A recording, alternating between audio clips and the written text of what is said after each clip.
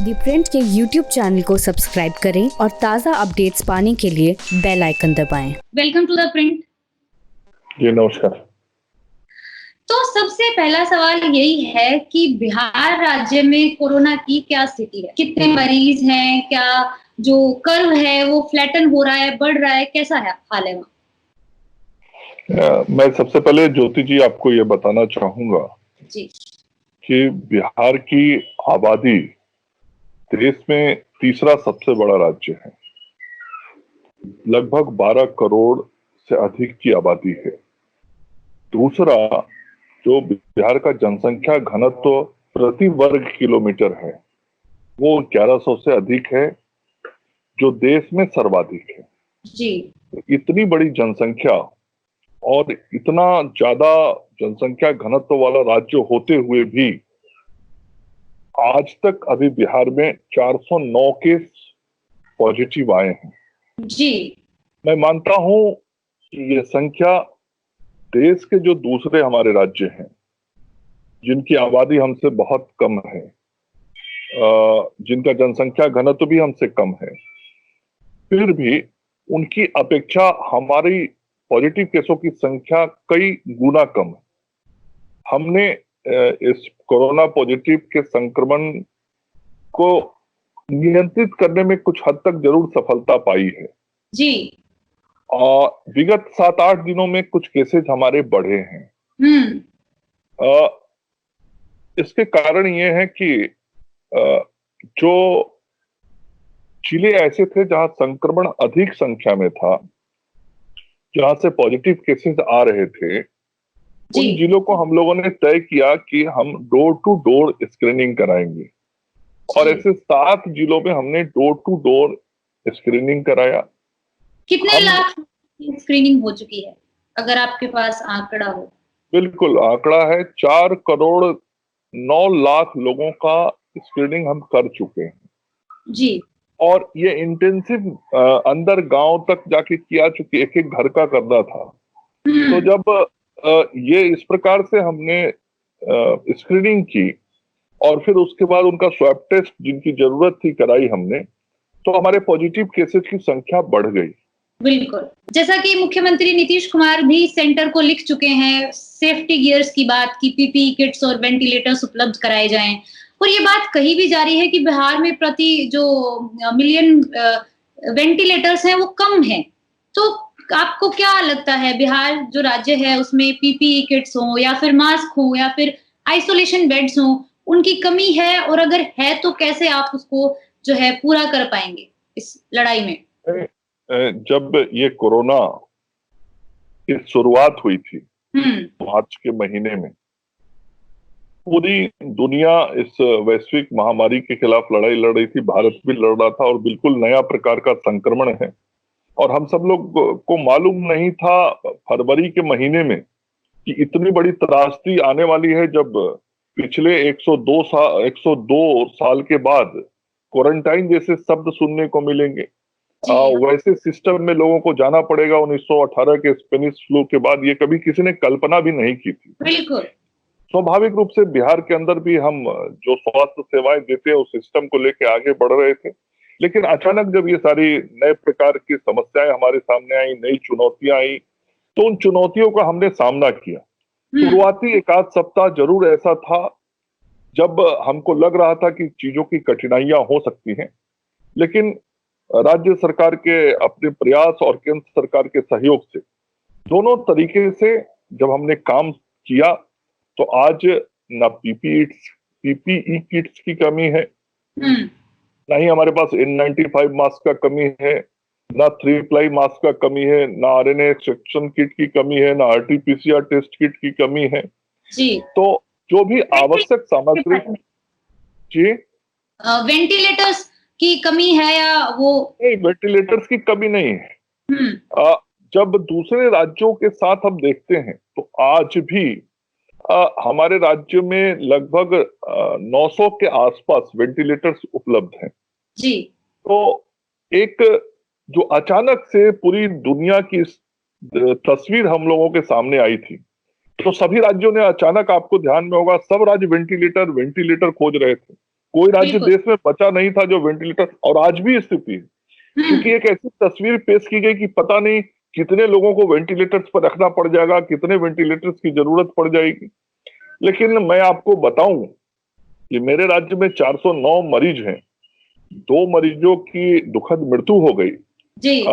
हालांकि वो कोमोर्बिडिटी का केस था वो, और भी बीमारियां उनके साथ उनको थी, लेकिन किसी उन 2 को छोड़ के किसी को ऑक्सीजन की भी जरूरत नहीं पड़ी है। वेंटिलेटर तो उसके आगे का चीज है। माइग्रेंट लेबरर्स का जो मुद्दा है वो काफी छाया रहा है पिछले दिनों से, और नीतीश कुमार की जो है आलोचना भी की गई सरकार की कि वो अपने जो माइग्रेंट लेबरर्स हैं उनको लेकर चिंतित नहीं है। आपने भी ये सारे जो है अखबारों में एडिटोरियल्स भी पढ़े होंगे आपने काफी। तो 1.5 से 2 लाख माइग्रेंट लेबरर्स बिहार में वापस आए हैं। अभी उनको क्वारंटाइन किया गया होगा गांव-गांव में, पंचायतों में और स्कूलों में।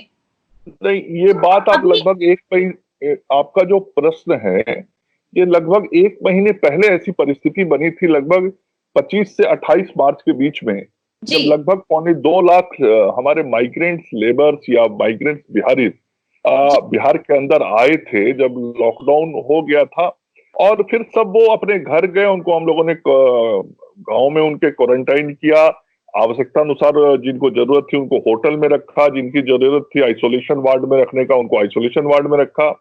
उसमें से कुछ जो मरीज प्रतिवेदित हुए उनको कोविड हॉस्पिटल में रखा। तो वो तो अब काफी दिन हो गए हैं, लगभग 32-33 दिन बीत गए। वो सारे लोग अब अपने अपने घर पे, गांव पे सेटल कर गए हैं, इसमें कोई समस्या नहीं है।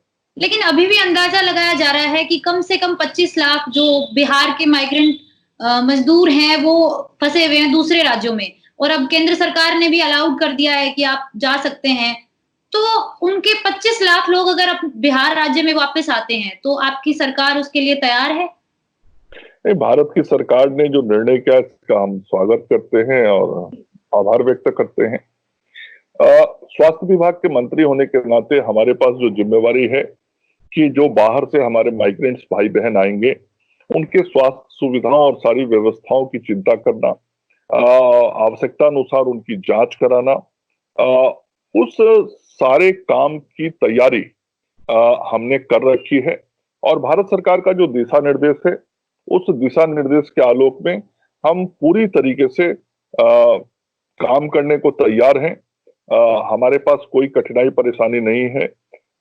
7,500 से ज्यादा होटल के कमरे हमने ले रखे हैं जो क्वारंटाइन सेंटर्स के रूप में है। 66 हमारे आइसोलेटेड हॉस्पिटल्स हैं, 3 बड़े डेडिकेटेड कोविड हॉस्पिटल्स हैं। तो हमारे पास पर्याप्त संख्या में आइसोलेशन बेड है, क्वारंटाइन के लिए बेड है, कोविड हॉस्पिटल के लिए बेड है। और जो बाहर से हमारे माइग्रेंट्स आएंगे उनकी स्क्रीनिंग के लिए हमने जिलावार टीम बना ली है। और आपको जैसा मैंने बताया कि अभी विगत कुछ दिनों में हमने लगभग 4 करोड़ 9 लाख लोगों की स्क्रीनिंग की है। बिहार में काफी बच्चों की जो है मौत हो गई थी उससे, और फिर से अब जून का महीना आ रहा है। कोविड के साथ साथ बिहार के लिए ये भी एक मुख्य समस्या बन सकती है जो चमकी बुखार है। तो आपका मंत्रालय उस पे क्या तैयारियां कर रहा है, क्या प्लानिंग है?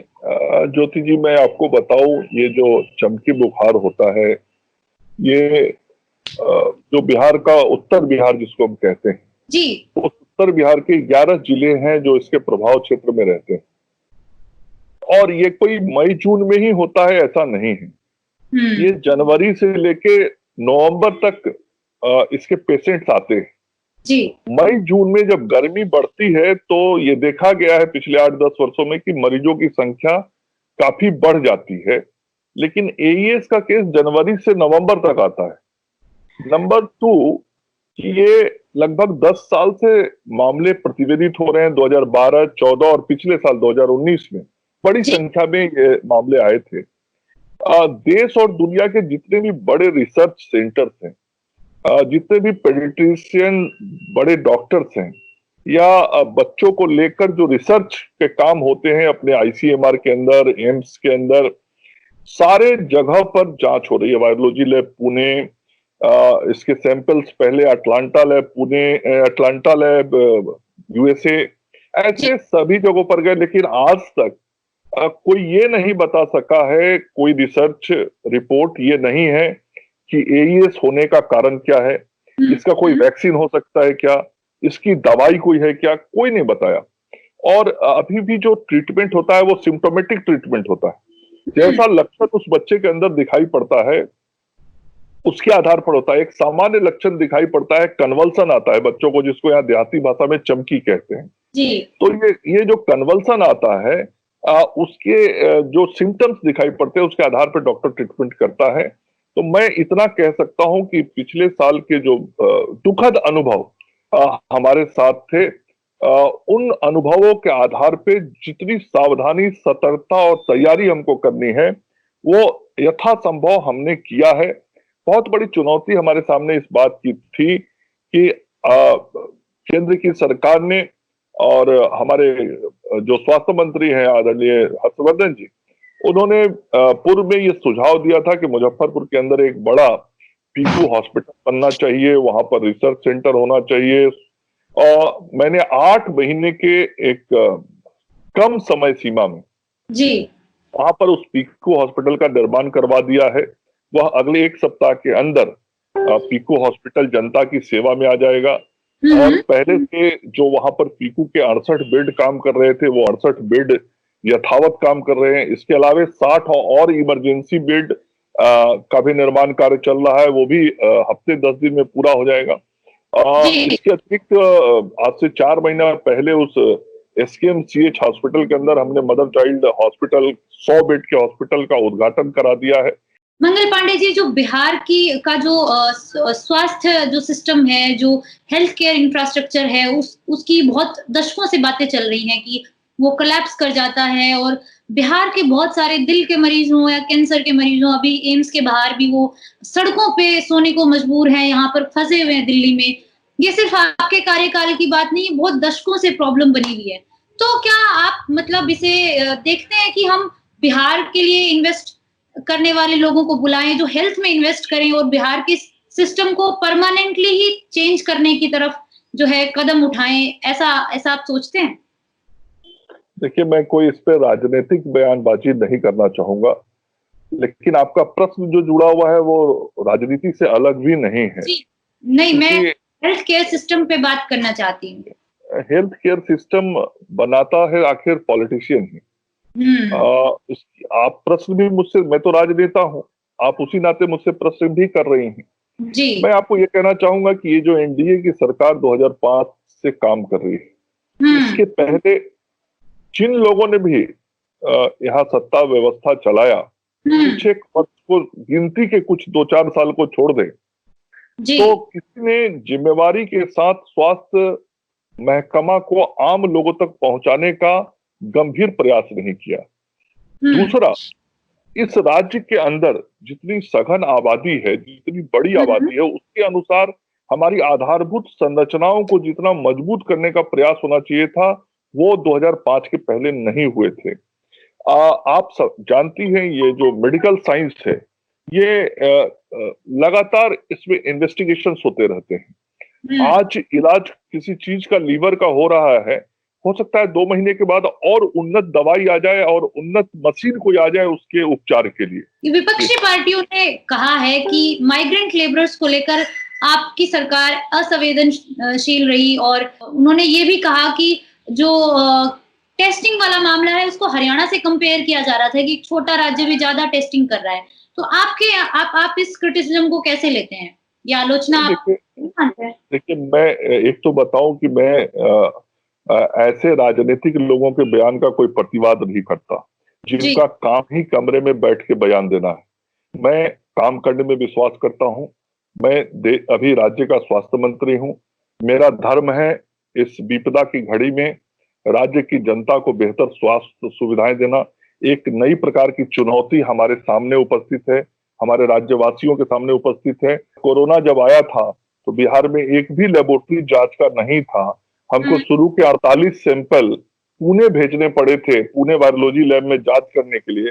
और पिछले 1.5 महीने के अंदर में हमने इस राज्य के अंदर 6 लेबोरेटरी स्थापित कर लिया है और आज इन लेबोरेटरीज में हम प्रतिदिन 1600-1700 सैंपल्स जांच कर रहे हैं। ये संरचना हम किसी दूसरे राज्य के साथ तुलना नहीं कर सकते। बहुत बहुत शुक्रिया हमसे बात करने के लिए। और ये मैं अपने दर्शकों के लिए बोल देती हूँ, अगर आपको हमारा ये वीडियो इंटरव्यू अच्छा लगा तो इसे शेयर करिए और दी प्रिंट के YouTube चैनल को सब्सक्राइब करिए। Thank you so much.